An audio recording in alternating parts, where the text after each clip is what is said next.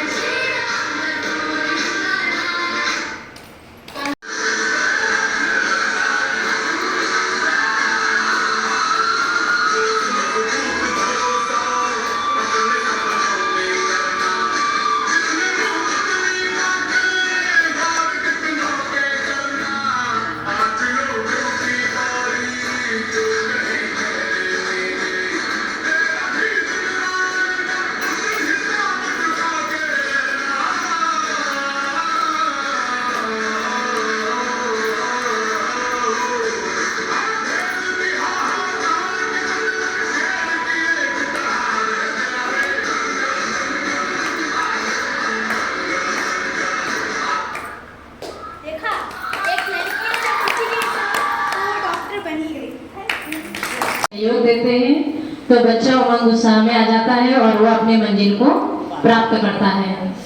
तो बहुत बहुत धन्यवाद।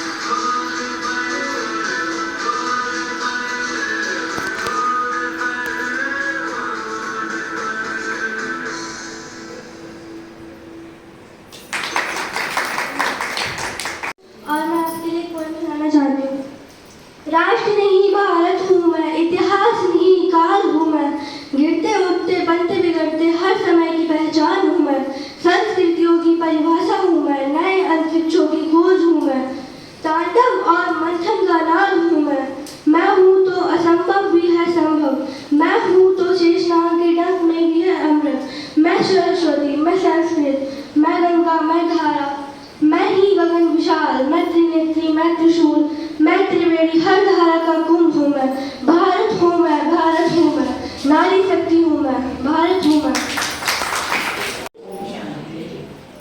आप सभी को मेरी तरफ से बहुत बहुत वुमेन्स डे की शुभकामनाएं। और मैं कहना चाहूँगी सभी से, जो मेरा अब तक का 13 इयर्स का एक्सपीरियंस है, जब मैं छोटी सी थी तब से मुझे मतलब कॉन्फिडेंस बहुत था। आप मेरी दादी से पूछ सकते हैं। और मैं अभी भी चाहती हूँ कि जैसे पहले वुमेन्स रहती थी वो वैसे ना रहीं। पहले की लोगों की सोच है अब बदल चुकी है। पहले लोग सोचते थे लड़कियों को नहीं पढ़ाना चाहिए। मैं समझती हूँ वो बात अलग है कि किसी के पास पैसे नहीं है, वो नहीं है, मगर सरकार ने अब बहुत योजनाएं बना दी हैं। तो मैं मैम से विनती करूँगी कि वो हमको किसी योजना के ऐसे बारे में बताएं जो सरकार के। ओम शांति। कैसे हो आप सब? अच्छे हैं। देखिए, सरकार ने बहुत सारी योजनाएं चलाई हैं, ठीक है, जिसमें वुमेन्स के बारे में, वुमेन्स की प्रोटेक्शन के लिए बहुत सारी है, ठीक है। अच्छा, उसमें ज़्यादातर क्या है, सेफ्टी के लिए है। जैसे आप रोड पर जा रहे हैं, कोई परेशान करे उसके लिए है, आपको कोई फ़ोन करके परेशान करे उसके लिए है, ठीक है। अच्छा, नॉर्मली क्या होता है कि हम कॉल कर सकते हैं, जैसे मान लो हमें कोई परेशान कर रहा है तो हम एक वुमेन्स हेल्पलाइन नंबर होता है, हम उस पर कॉल कर सकते हैं, है ना मैम? क्या नंबर है? 9-10-90, है ना? तो वुमेन्स हेल्पलाइन नंबर होता है 10-90, जिस पर आप कॉल करोगे तो तुरंत आपके पास पुलिस पहुंच जाएगी और आपको मतलब तुरंत आपके पास आएगी और आपकी प्रॉब्लम का सॉल्यूशन होगा, ठीक है। तो स्कूल जाती है बच्चियाँ, कोई परेशान कर सकता है, ठीक है, रास्ते में कोई छेड़ सकता है, तो डरे नहीं, हमेशा निडर होकर स्कूल जाएं, कहीं बाहर जाएं तो परेशान नहीं होना है, ठीक है। कॉल करनी है, कोई भी फ़ोन किसी के भी पास मिल जाता है, ठीक है, आप इजीली किसी से भी फ़ोन अवेलेबल हो जाता है, किसी से भी फ़ोन लेकर के 112 डायल कर दीजिए। आपको 10 नंबर याद नहीं रहता, आप 112 डायल कर दीजिए तो तुरंत आपके पास पुलिस पहुंच जाती है, ठीक है। तो मेरा मानना है कि आज के टाइम में बच्चियों को डरना नहीं चाहिए, ठीक है। वैसे ध्यान भी रखना चाहिए सेफ्टी का, ऐसे नहीं है कि कहीं भी निकल जाए बिना माँ बाप को बताए, तो वो भी होना चाहिए। लेकिन फिर भी जैसे योजनाएं बड़ों के लिए भी हैं, बच्चों के लिए भी हैं, ठीक है, बहुत सारी सरकार ने बनाई हुई है, उनका लाभ उठाइए। और जो बच्चों ने अभी परफॉर्मेंस दी है तो बहुत अच्छी थी आप सबको, ठीक है, आपने बहुत अच्छा प्रदर्शन किया। तो अभी ये गुड़िया कर रही थी तो इसने मतलब उसमें एक लाइन थी कि मैं घर भी संभाल सकती हूँ और मैं बाहर भी काम कर सकती हूँ। महिलाओं की ही जिम्मेदारी क्यों है, मेरा प्रश्न है कि अगर वो बाहर काम कर रही है तो उसी की जिम्मेदारी क्यों है कि वो घर भी संभालेगी? संभाल सकती है, वो दोनों काम कर सकती है, उसने खुद को प्रूव किया है, लेकिन क्यों करेगी? सवाल है, आप सब अपने आप से भी पूछिए क्यों करेगी? करना चाहिए, मैं ये नहीं बोल रही हूँ कि नहीं करना चाहिए, करना चाहिए, लेकिन क्यों करना चाहिए, बात ये है, ठीक है। ठीक नहीं, वो औरत है, मैं कहती हूँ वो औरत है, वो जगत को बनाने वाली है, वो रचने वाली है, वो सबसे ऊपर है, तो फिर सबसे ऊपर क्यों नहीं मानती वो अपने आप को? अगर वो खाना बनाएगी क्या वो तभी औरत कहलाएगी? अगर वो खाना नहीं बनाएगी तो क्या वो औरत नहीं है? अगर वो खाना एक टाइम का अगर वो खाना ना बनाए, अगर किसी काम से वो बाहर गई हुई है और वो बाहर काम कर रही है, तो क्या इस बात के लिए क्लेश हो जाएगा कि उसने एक टाइम खाना नहीं बनाया है? तो इस बात को बहुत लाइट लेना चाहिए कि मैं अगर घर से बाहर थी और मैंने एक टाइम खाना नहीं बनाया तो कोई बात नहीं, सुबह बना दूंगी, ठीक है। तो मतलब अपने आप को इतना प्रेशराइज ना करें कि मैं बाहर काम करूंगी और घर भी संभाल दूंगी। घर तुम संभाल लोगी और बाहर भी कर लोगी, तुम बिल्कुल परफेक्ट हो, लेकिन कभी कभी कोई काम छोड़ कर भी देखिए, क्या पता आपके बिना भी हो जाए, ठीक है। तो ऐसा नहीं है कि जहाँ आप अवेलेबल ना हो वहाँ दुनिया नहीं चलेगी, आपके बिना भी चलेगी, ठीक है।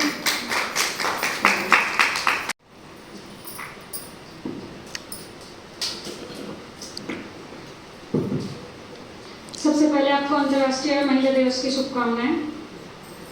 दूसरा, हमें यहाँ आमंत्रित करने के लिए भी धन्यवाद। ये मेरा दूसरी बार है, मैं लास्ट टाइम भी आई थी, मैंने तब भी कहा था कि मुझे यहाँ आके बहुत अच्छा लगता है। आपको देखकर लगता है कि महिलाएं किसी क्षेत्र में पीछे नहीं है, वो हर काम कर सकती है, कोई क्षेत्र ऐसा नहीं है जिसमें महिलाएं ना हो।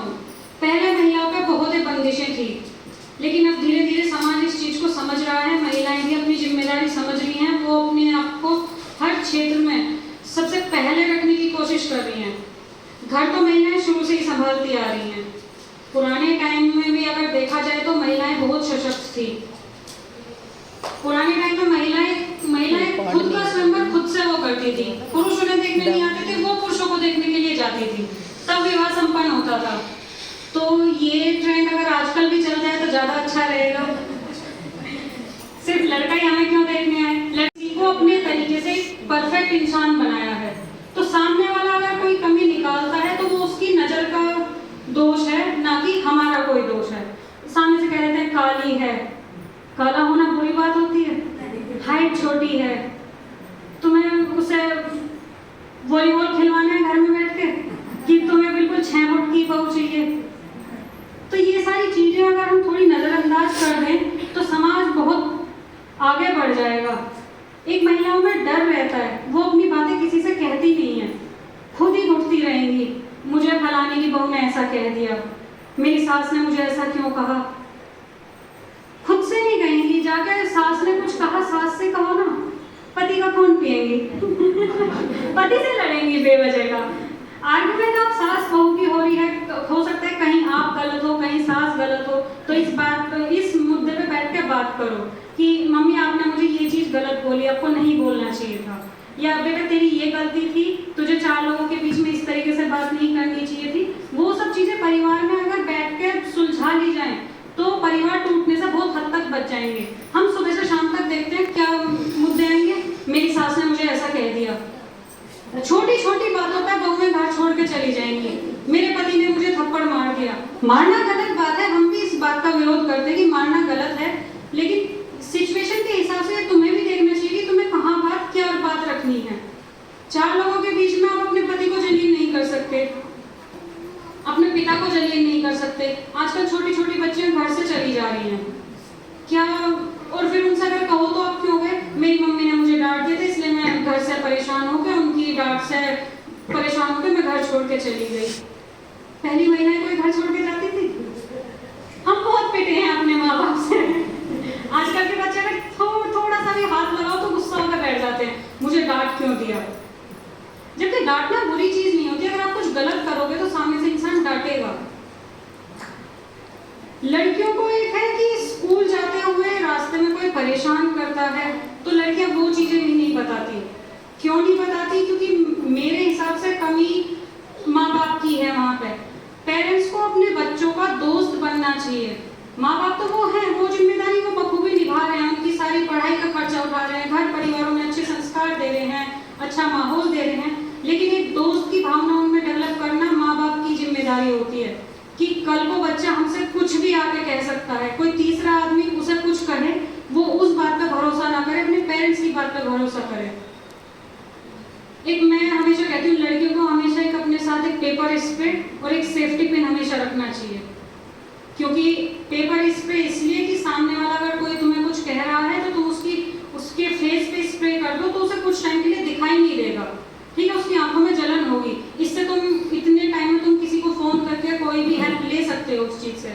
पिन हमेशा इसलिए रखना चाहिए कि आप बस में ट्रेवल करते हो, ऑटो में ट्रेवल करते हो, कि जिसकी दिमागी स्तर बहुत नीचे है ना, वो आपसे किसी ना किसी तरीके से टच होने का बहाना ढूंढेगा ही, भले कितना भी स्पेस हो, आप उससे कहोगे कि थोड़ा उधर होके बैठ से, लेकिन वो फिर से दोबारा करेगा। तो इसलिए हमेशा एक बड़ा पिन, इतना बड़ा जो सेफ्टी पिन आता है, वो हमेशा अपने सूट में या टी-शर्ट में हमेशा लगा के रखना चाहिए। छोटी छोटी चीजें हैं, अगर ध्यान दें तो लड़कियां हमेशा हर जगह सेफ रह सकती हैं। आप अकेले ट्रैवल कर रहे हो, हमेशा अपनी लाइव लोकेशन अपने भाई, पेरेंट्स, किसी को भी शेयर करो, लेकिन हमेशा अपनी लाइव लोकेशन शेयर करनी चाहिए। सोशल मीडिया अकाउंट यूज कर रहे हो, हमेशा अपने सोशल मीडिया अकाउंट प्राइवेट रखो, उस पर कोई भी फोटो मत डालो, या फिर अगर फोटो आप डाल रहे हो तो उसमें प्राइवेसी रखो कि आपके फोटो जो आपके फॉलोअर्स हैं, आपकी फैमिली है, फ्रेंड्स है, सिर्फ वही देख पाए। किसी भी अननोन व्यक्ति की रिक्वेस्ट कभी एक्सेप्ट नहीं करनी चाहिए, किसी भी लिंक पे कभी क्लिक नहीं करना चाहिए, कोई भी आपके पास एपीके फाइल्स आती है वो कभी डाउनलोड नहीं करनी चाहिए। आदरणीय महेंद्र भाई जी पहुंचे हुए हैं, हम आपका भी बहुत बहुत स्वागत करते हैं, स्वागत करते हैं, स्वागत करते हैं, और आपको एक बैच के द्वारा भी आपका स्वागत करते हैं। ऑपरेट कर दे, क्योंकि बिना उससे काम चलेगा ही नहीं। भाई अगर आप ही की जैसे नौकरी है, पुलिस वाली नौकरी है या बैंक की नौकरी है, आप देर से आ रहे हो, तो ऐसा नहीं है कि घर में जो पति है या भाई है वो घर में बैठा रहेगा, कुछ ना कुछ तो जैसा कि हम सोच रहे हैं कि हाँ उन्हें भी करना चाहिए और करेगा भी, लेकिन उस चीज़ को हम अदरवाइज ये सोच करके लें कि क्या हमारा ही अधिकार है, ये तो एक डिस्प्यूट हो गया कि क्या हमें क्यों करना है, ये अहम हम क्यों पाले, ये अहम कि मैं ही खाना क्यों बनाऊं, ये नहीं होना चाहिए। चाहे मतलब चाहे माँ बनाए, चाहे पिताजी बनाए, चाहे भाई बनाए, चाहे बहन बनाए, इसमें अहम किसी का नहीं रहना चाहिए कि मैं ऐसा क्यों करूं, ऐसा तुम क्यों नहीं कर सकते।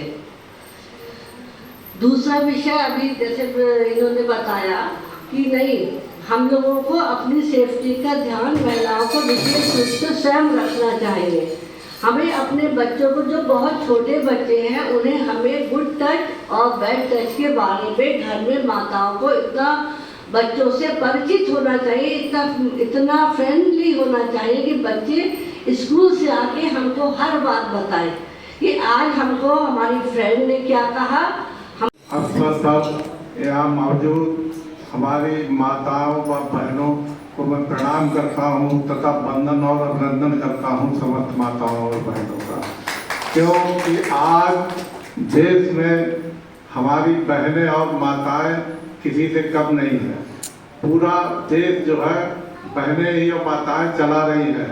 आज चाहे रक्षा का क्षेत्र हो, चाहे वैज्ञानिक क्षेत्र हो या राजनीति को, माताएं बहनें हर जगह आगे हैं और पुरुष के साथ कंधे से कंधा मिलाकर चल रही हैं। और चूंकि बहनों पर और माताओं पर दोहरी जिम्मेदारी होती है, क्योंकि उन्हें परिवार भी चलाना है, बच्चे भी देखना है, अपने पुरुष को भी देखना है। उन सबको देखते हुए आज नौकरी भी काफ़ी महिलाएं कर रही हैं और व्यवसाय भी कर रही हैं, और रक्षा के क्षेत्र में भी आज महिलाओं ने नाम किया है। मैं माताओं और बहनों को प्रणाम करता हूँ। जय हिंद, जय भारत, ओम शांति। युगों युगों से एक पहेली है जो कभी नंगे पांव से आंगन में खेली है, जो कभी इंद्रधनुष बन के खनकती है कलाई में, वही शक्ति है नारी जो कविता कली कहानी बन जाती, जिसकी एक करवट वक्त को बदल जाती, जो प्यार से रुतबा दे शाम से ऊंचा, जो जिद आ जाए तो समय को बदल देती, वही शक्ति है नारी।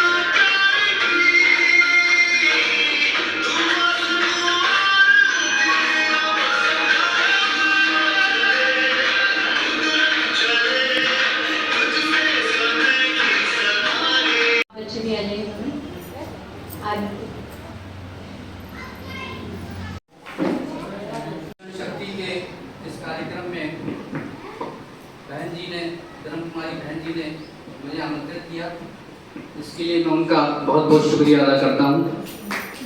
हमारे आदरणीय बहुत बड़े अग्रज भाई साहब देवदत्त शर्मा जी बैठे हुए हैं।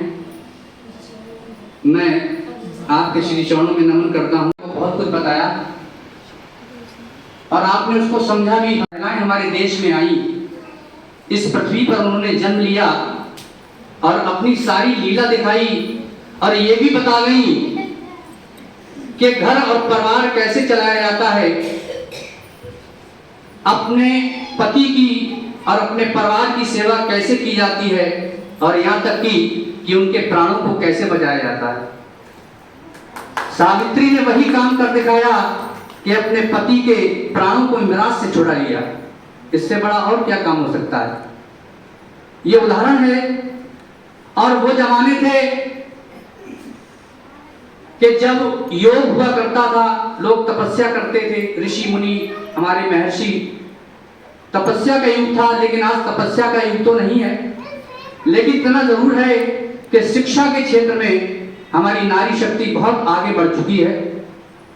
और हर क्षेत्र में, जैसा कि भाई साहब ने बताया, चाहे वो विज्ञान का क्षेत्र हो, चाहे डिफेंस का क्षेत्र हो, चाहे वो राजनीति का क्षेत्र हो, हर क्षेत्र में हमारी बहनों ने बहुत ही अच्छा काम किया है और कंधे से कंधा मिलाकर चल रही हैं। एजुकेशन के संबंध में तो मैं ये जानता हूं कि आजकल में जितनी भी हमारी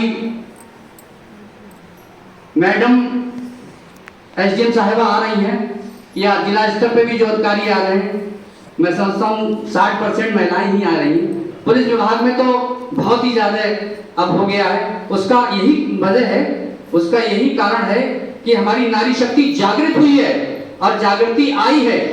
इसी जागृति को फैलाने के लिए आज इस कार्यक्रम का आयोजन महिला शक्ति, नारी शक्ति किया गया है। और इस संबंध में मैं एक गीत आपको सुनाऊंगा।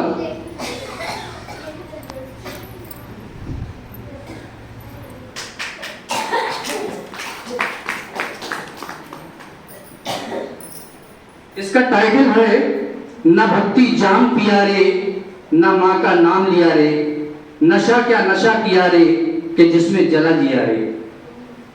अब इसके स्टैंजा आप देखेंगे तो आपको अच्छा लगेगा। न भक्ति जाम पिया रे, न माँ का नाम लिया रे,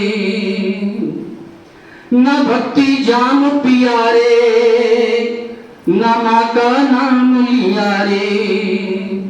और नशा करो ऐसा भैया कोई, नशा करो ऐसा भैया कोई, जो चढ़ के फिर उतर ना सके।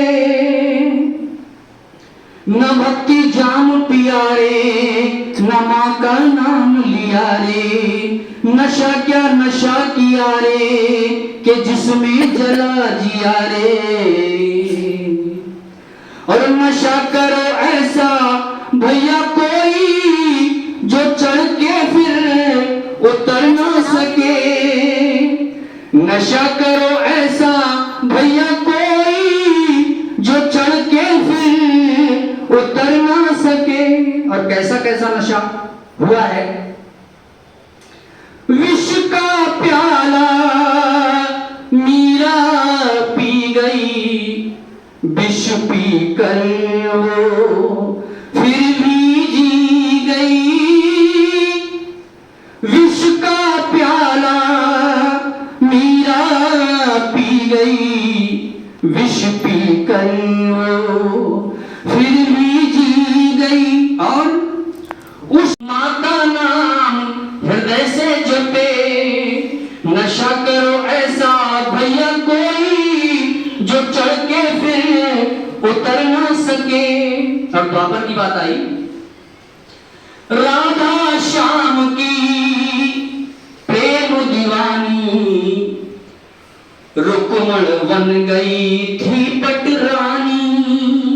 राधा श्याम की प्रेम दीवानी, रुक्मण बन गई थी पट रानी। और साथ में ऐसे जुड़ गए माधव, राधे राधे श्याम कहीं सब। पहले राधे का ही नाम आता है। नारी शक्ति की विशेषता है कि जब कभी हम नाम लेते हैं तो पहले सीताराम, राधे श्याम, आप देख लीजिए। इसीलिए नारी शक्ति का बड़ा महत्व है कि नारी शक्ति आज भी प्रासंगिक है। हम सबसे पहले नारी को ही नाम के साथ जोड़ते हैं। सर्वप्रथम साथ में से जुड़ गए माधव, राधे राधे श्याम कहीं सब। और राधा को ऐसा नशा था, राधा को ऐसा नशा था कि प्रभु के साथ नाम है जुड़े। राधा को ऐसा नशा था कि प्रभु के साथ नाम है जुड़े। घर तज डाला भक्तों में ध्रुव, भक्त निराला, बाल अवस्था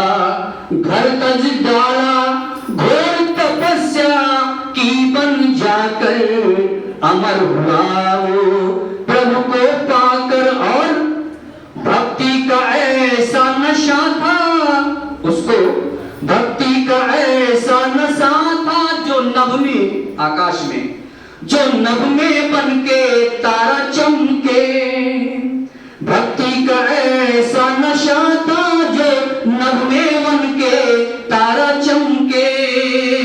नशा क्या नशा किया रे कि जिसमें जला जिया रे, ना भक्ति जाम पिया रे, ना उसका नाम लिया रे।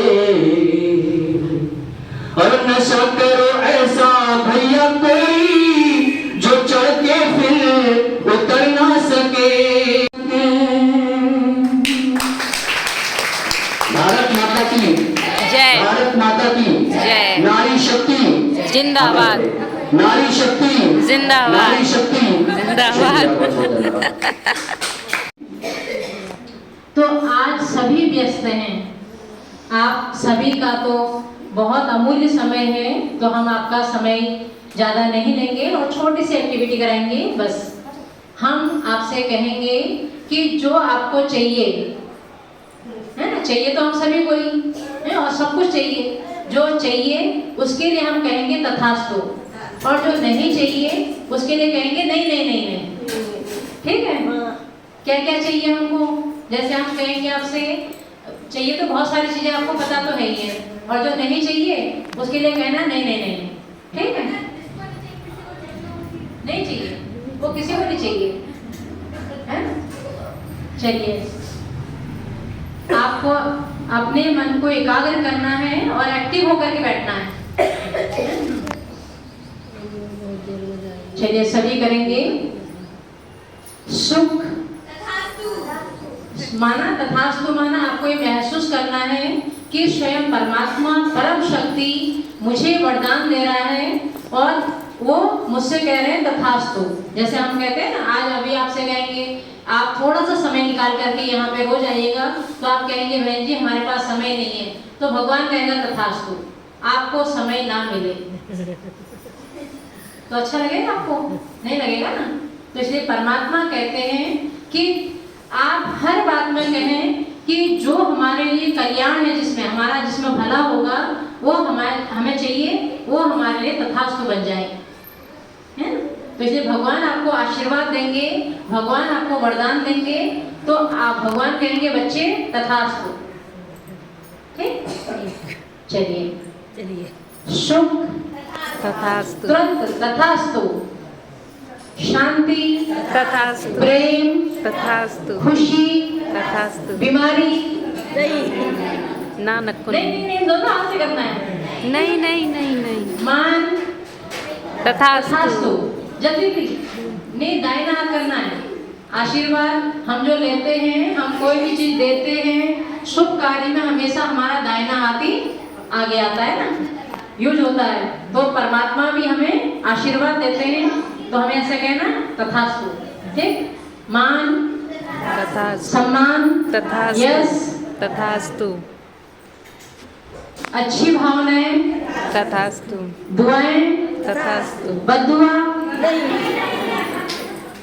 हाँ, ऐसे करके तो परमात्मा कहते हैं रोज, ये हमें आज ही नहीं, ये तो आपको छोटा सा कराया है, ये आपने अपना कीमती समय दिया, और हमारी पुलिस विभाग से भी बहनें आई, तो हम आपका बहुत बहुत तहे दिल से धन्यवाद करते हैं। आप लोग आए, आप हमें अच्छा लगा, और हमारे बीच में पूनम बहन जी भी आए, हमें आप लेट आए, कोई बात नहीं, देर आए दुरुस्त आए, तो आए तो सही।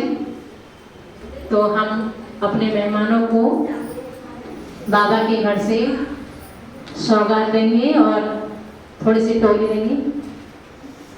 विश्वास था, एक भरोसा था, वो हमेशा उसे प्यार से समझाती थी और कहती थी कि बेटा मेहनत करो कि तुम एक दिन बहुत आगे जाओगे। तो एक दिन समय बीतता गया, देखा गया कि वो पढ़ लिख कर एक बड़ा अधिकारी बन जाता है, और जब वो अधिकारी बनकर आता है तो सभी उससे उसकी सफलता का राज पूछते हैं। जब परिवार अच्छा बनता है तो हमारा देखा जाए तो आपके सामने इस इसमें बैनर में आप देख रहे हैं कि नारी के कई रूप दिखाए हैं कि नारी के कितने रूप हैं। आज वो सारी जिम्मेदारियां निभाते हुए भी हर कार्य हर क्षेत्र में वो आगे जा चुकी है, लेकिन हर चीज में वो सशक्त है, लेकिन फिर भी आज अंदर से वो सशक्त नहीं है ना, अंदर से कमजोर है।